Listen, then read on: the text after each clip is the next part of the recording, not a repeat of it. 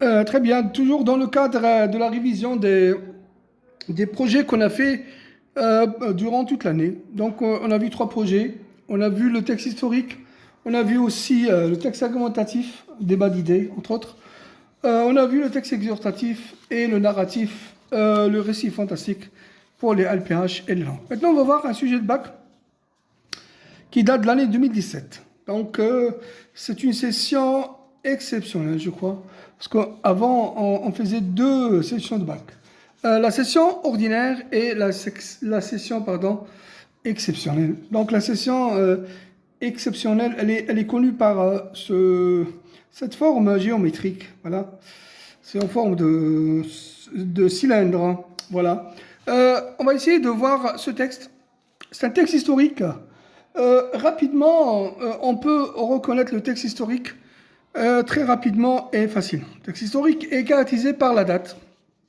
Voilà.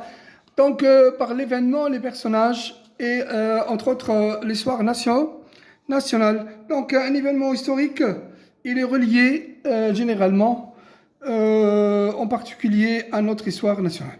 Donc, on va voir le texte historique. On va essayer de voir les questions, comment les questions sont posées au niveau d'un sujet de bac. Et si on aura le temps, on fera le compte-rendu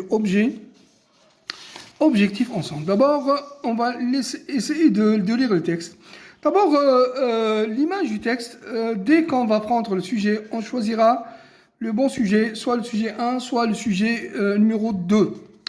Donc, comment on choisit les sujets? Les sujets, généralement, c'est en fonction des connaissances de l'élève. C'est-à-dire, quand je maîtrise le texte historique, j'opte pour le texte historique. Sinon, je choisis le deuxième type de texte, argumentatif. Sinon, exhortatif. Rarement le narratif, le récit fantastique. Rarement qu'on trouve un sujet de bac qui parle d'un récit fantastique. Mais ça peut exister, hein. Voilà. Donc, on voit bien que le texte n'a pas de titre. Voilà.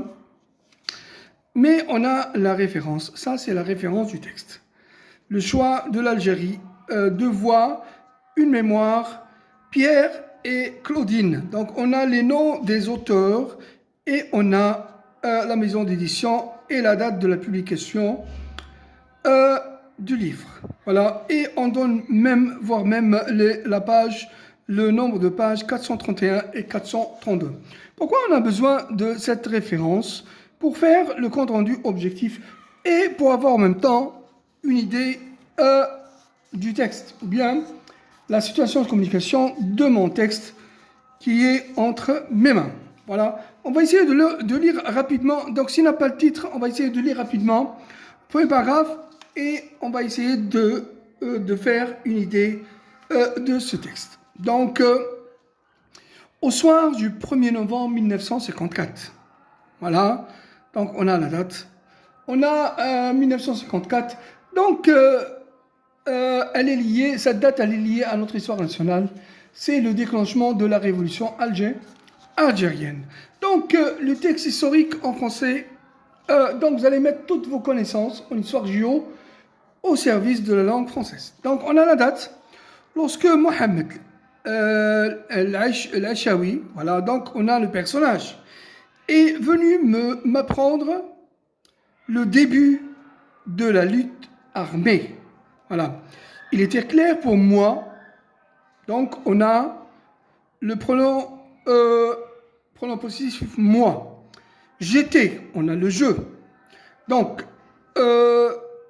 non seulement solidaire d'un camp, mais dans un camp, on a aussi un je n'avais pas de faire, ou bien, pardon, je n'avais pas à faire de choix. Comment, 30 ans après, expliquer cet engagement par quelle série de hasards, d'influences ou de rencontres un jeune Européen, ce jour-là, a-t-il pu, donc on a un indicateur de temps, a-t-il pu ressentir l'évidence d'être avec ceux qui engageaient une nouvelle phase du combat pour l'indépendance de l'Algérie. Donc, ou bien après avoir lu le premier paragraphe, donc le texte est bel et bien un texte historique. Donc on a la date 1er novembre, on a la date du déclenchement de la révolution algérienne, on a le personnage principal, Mohamed El Aïchaoui. Donc on a les pronoms, le pronom je, pronom possessif moi, un autre pronom je. Donc le texte est bel et bien de type historique. Quand on a un je dans un texte historique, donc on va dire que le texte historique est de type témoignage. Parce qu'un personnage historique qui est en train de raconter, qui nous raconte l'événement historique en question. Voilà.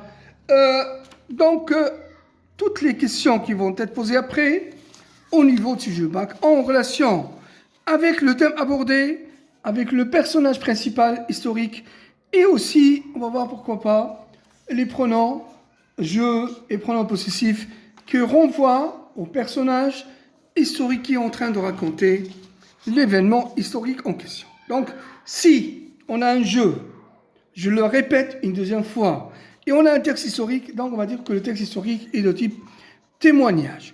Pourquoi ça? Parce que même les questions vont être posées autour du thème et autour aussi de cette notion témoignage.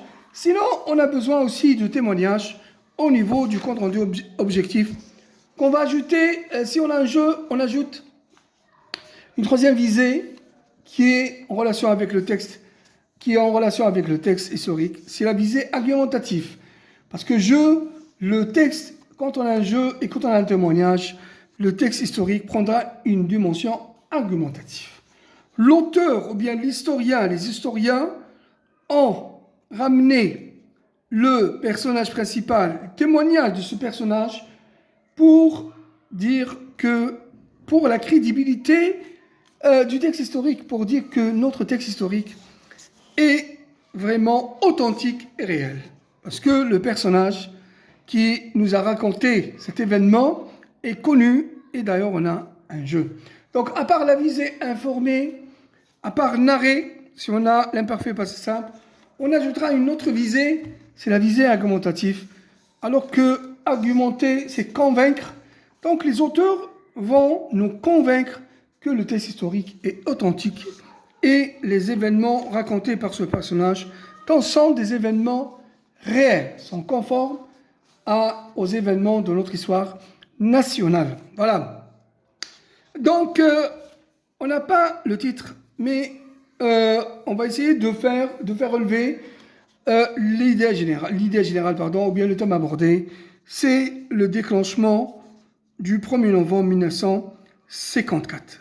Donc, j'avais 24 ans, je terminais mes études de médecine, né à Alger, de parents nés eux-mêmes en Algérie, élevés à Alger, responsables ça veut dire les événements, bien le 1er novembre 1954, intéressent beaucoup plus Mohamed El Aïchaoui, qui est élevé par des parents européens à Alger. On va voir ça au fur et à mesure avec détail. Donc la première question, on va essayer de répondre directement à la première question. 1er novembre 1954, relevé dans le premier paragraphe, deux expressions qui renvoient à cette date. Donc c'est très facile. Donc, premier paragraphe 1954, on lit et on répète. Si je n'ai pas compris, d'après ma première lecture, je relis le texte une deuxième fois et pourquoi pas, voire même une troisième fois. Voilà. 54, parce que Mohamed El Aïchaoui est venu apprendre le début de la lutte armée. Voilà. Parce que 1954, c'est le déclenchement de la révolution algérienne. C'est une lutte armée. Voilà la première expression. Voilà. Le premier paragraphe, il est petit. 1, 2, 3, 4, 5. On a 5 lignes. On peut facilement relever les expressions qui renvoient au premier paragraphe. Au 1er novembre 1954, pardon. Il était clair pour moi que j'étais non seulement solidaire d'un camp, mais dans un autre camp. J'avais pas à faire de choix. Comment 30 ans, voilà, très bien. Après expliquer et cet engagement par quelle série de hasards, d'influences et de rencontres un jeune Européen ce jour-là voilà, a-t-il pu ressentir l'évidence d'être avec ceux qui engageaient une nouvelle phase, un combat pour l'indépendance, 1er novembre, et le jour où on a déclaré le combat pour l'indépendance de l'Algérie. Donc voilà les deux expressions, combat de l'indépendance de l'Algérie et lutte armée. Voilà. Donc rapidement, on a pu répondre à la première question. Une lutte armée et combat. Voilà. Ces deux expressions renvoient au 1er novembre 1954. Voilà. Identifié dans le premier et le deuxième paragraphe 4 indices de personnes relatifs à Pierre. Donc, on va voir Pierre. C'est Pierre qui raconte. C'est que Mohamed Al-Aïchawi lui a informé que la lutte armée va commencer le 1er novembre. Donc, très facilement, puisqu'on a dit que le texte historique est de type témoignage, parce qu'il y a un jeu, donc 4 mots et expressions, qui renvoient à Pierre. Donc, on a un jeu, j'avais, moi, voilà, un jeune Européen, aussi, premier et deuxième paragraphe. Donc, il faut bien prendre, ou bien il faut bien faire attention à la question. Premier et deuxième paragraphe. Même deuxième paragraphe, j'avais 24 ans, je terminais mes études, mais aussi mes études, moi, pronom tonique, mes pronoms possessifs, voilà, né au même à Alger, responsable de mouvement de jeunesse. Je n'apprendrai, voilà, donc facilement, on a pu relever 4. Mais, pronom possessif, moi, pronom tonique, parce que tout à l'heure, je me suis trompé, je dis que moi, c'est un pronom possessif. Alors, moi, c'est un pronom tonique, moi, toi, lui, etc. Et je, donc, et un jeune Européen, voilà. Troisième question, rapidement. Donc, généralement, sur un sujet de bac, on a des questions liées au paragraphe et on a des questions à choix multiples. Donc, ici, on a choisi 2 bonnes réponses parmi les propositions données. Donc, l'auteur de ce texte, de parents européens nés en France, de parents européens nés en Algérie, de parents nés à Alger et élevés à Alger, européen algérois né en France et élevé à Alger. Donc, on va dire que, on va lire le texte, voilà, identifier comment 30 après explique, voilà, j'avais 24 ans, né à Alger, de parents nés eux-mêmes en Algérie. C'est-à-dire, même les parents de Pierre sont nés en Algérie, de parents européens. Non, ça c'est faux. De parents européens nés en Algérie, ça c'est vrai, voilà. Européen né à Alger et élevé à Alger, oui, ça c'est vrai aussi. Européen algérois né en France et élevé en Algérie, non, ça c'est faux. Donc on a 2 expressions, c'est faux, 2 faux et 2 justes. D'ailleurs, on nous a posé les questions, relevé 2 bonnes réponses, voilà. Élevé à Alger, responsable dans des mouvements de jeunesse chrétien. Voilà, je n'appartenais à aucun parti. Je ne parlais pas arabe. J'avais un avenir simplement tracé de promotion sociale par les études universitaires. Un Européen algérois ordinaire. Un Européen algérois. Voilà. Ça veut dire Européen né à Alger et élevé à Alger. Voilà. Européen, voilà. 2 réponses. La première et la 4e est fausse. Rapidement, on va passer à la 4e question. Donc, cette question, elle est tout le temps répétée. Donc, on a à quoi ou bien à qui renvoie le pronom en caractère gras ou bien souligné. D'ailleurs, on vous donne le pronom ou bien la phrase. On situe la phrase au 2e paragraphe et 3e paragraphe. Dans, ami, dans, depuis. Donc, 2e paragraphe. 2e paragraphe, ami, dans. Voilà, Alger.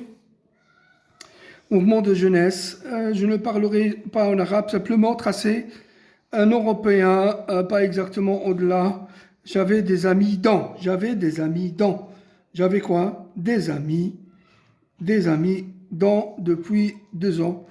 J'avais des amis algériens dans depuis 2 ans. Ça veut dire dans, on voit aux amis. Voilà.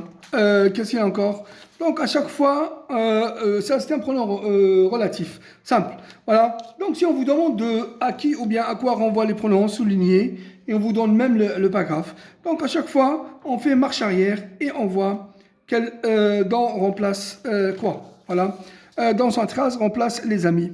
Elle, troisième paragraphe, elle avec S. Voilà. Quand je reviens m'expliquer, voilà, pour expliquer comment le 1er novembre m'a trouvé engagé, quand Algérien militaire, le temps, voilà, qui me paraissait devoir évoquer ces rencontres, discussions, m'ont émergé dans un milieu algérien, nationalisé en arabe, voilà, qu'elles m'ont rendu directement sensible. Discussion, donc elle est là, donc elle c'est féminin. Donc il n'y a que discussion quotidienne qui est expression féminine, ou bien discussion c'est féminin. Cela veut dire que discussion d'ailleurs c'est S, quotidien c'est S. Donc il faut bien prendre ou bien faire attention pour relever l'expression. Donc elle renvoie aux discussions. Voilà. Sinon, cinquième question, qu'est-ce que a favorisé l'engagement de Pierre dans le camp algérien? Répondez en relevant trois expressions dans le troisième paragraphe. Troisième paragraphe toujours. Qu'est-ce qu'il a favorisé ou bien qu'est-ce qu'il a poussé Pierre à s'engager avec la cause algérienne qui est l'indépendance? Vous voir ça, comment Pierre a pu s'engager ou bien être pour le camp algérien et pour l'indépendance d'Algérie. Voilà, je reviens expliquer comment on va m'en trouver. D'ailleurs, les discussions, très bien. Et on a aussi relation très forte avec des militants algériens de son âge, de mon âge, voilà. Émergés, voilà, nationalistes. Donc, les discussions, en même temps, sensibles à l'espoir, à l'oppression et à l'espoir, elles m'ont permis d'être mieux informé que la majorité des Européens, en rappelant comment ces amitiés ont pu nouer et se me transformer en solidarité de... Donc l'amitié qui a poussé Pierre, les discussions, et aussi on a aussi relation très forte avec les militaires algériens. Voilà, c'est tout ça qui a poussé Pierre à être pour la cause algérienne. Répondez par vrai-faux. Cette question, elle est aussi, on la voit tout le temps dans les sujets de bac. Texte historique, exhortatif, argumentatif, n'importe quel type de texte. Soit faux, soit vrai. Donc, il faut bien lire les propositions. Il faut bien comprendre le texte pour qu'on puisse répondre à ça, soit par vrai, soit par faux. Pardon. L'auteur vise à justifier son choix d'appartenir au camp algérien. L'auteur souligne sa fierté d'avoir été solidaire avec le camp algérien, ça c'est vrai, sans même voir lire le texte. L'auteur regrette l'évidence qu'il a pu ressentir. Non, ça c'est faux. Donc il était pour la cause algérienne. L'auteur affirme que ne pas avoir hésité, voilà, ça c'est vrai, parce qu'il était, l'auteur vise à justifier son choix d'appartenir, voilà, parce qu'il a donné trois raisons. Les relations avec, donc ça c'est vrai, ça c'est vrai, ça c'est faux, et ça c'est vrai. Voilà. Ces amitiés ne sont pas transformées en solidarité de lutte. Réécrivez cette phrase de manière à en faire une phrase nominale. Donc on a vu la phrase nominale dans le texte historique.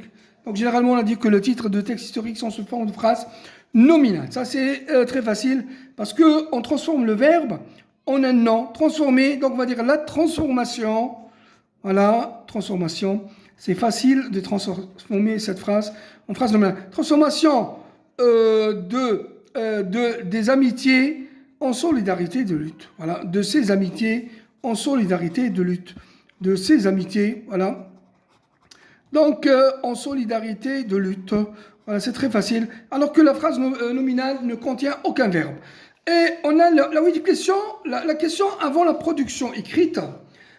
Donc, c'est une question d'ordre général, question d'intelligence. Ça n'a à voir avec le texte. On peut répondre à cette question comme ça, si on a bien compris c'est quoi un texte historique, c'est quoi la lutte armée, c'est quoi le déclenchement, c'est quoi la cause algérienne, etc. Donc, directement sensible à l'oppression, directement sensible à l'espoir. Donc, il y a un espoir, l'espoir c'est la liberté. il y a l'oppression et il y a la violence que le colonisateur français a montré pendant cette guerre, etc. Donc, opprimer un peuple, et le peuple, il a toujours l'espoir d'avoir son indépendance, opprimer, tuer, tout ce que vous voulez, violence, opprimer, tuer, etc. À partir de ces sentiments, exprime l'auteur, dites en 2-3 lignes qui est l'oppresseur et qui est l'opprimé. Voilà, l'oppresseur, c'est le colonisateur français, l'opprimé, c'est le peuple algérien. Et quel espoir ce dernier nourrit-il? Ce dernier, ça veut dire l'opprimé. Donc, celui qui a posé cette question nous a donné la moitié de la réponse. L'opprimé, c'est le peuple algérien. Et l'oppresseur, c'est le colonisateur français. Donc, l'opprimé avait un seul espoir, c'est d'avoir son indépendance. En 2-3 lignes, on peut répondre facilement à cette question d'intelligence. Merci. Tout de suite, on va voir la production écrite et comment faire un compte-rendu objectif.